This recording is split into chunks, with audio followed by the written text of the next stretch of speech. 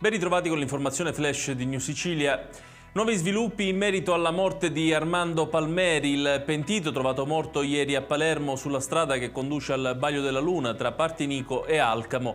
La vittima avrebbe dovuto deporre in tribunale a Caltanissetta il prossimo lunedì 20 marzo nell'ambito del processo relativo alle stragi mafiose del 1992. Per fare luce sul misterioso decesso del collaboratore di giustizia è stata disposta l'autopsia che si terrà lunedì all'Istituto di Medicina Legale del Policlinico di Palermo. È stato arrestato il 75enne che alcuni giorni fa ha colpito con un'ascia la moglie a Serra di Falco nel Nisseno. La 66enne era finita al pronto soccorso dell'ospedale Sant'Elie di Caltanissetta con ferite alla testa, alla mano, al seno e al volto. L'uomo è stato arrestato con l'accusa di tentato omicidio aggravato. La misura è stata convalidata dal giudice per le indagini preliminari del Tribunale di Caltanissetta, Valentina Balbo.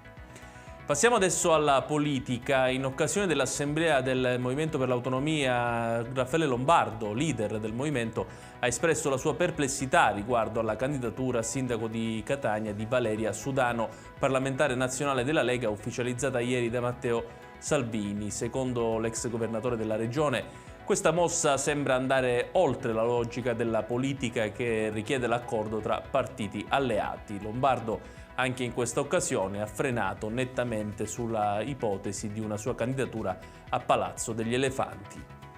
E chiudiamo con il meteo. Sarà un weekend soleggiato in Sicilia. Su tutto il territorio regionale ci saranno prevalentemente cieli sereni o poco nuvolosi per tutta la giornata, con qualche possibile nuvola in serata. Le temperature rimarranno stabili, ad eccezione del Trapanese, in cui il termometro raggiungerà anche i 20 gradi.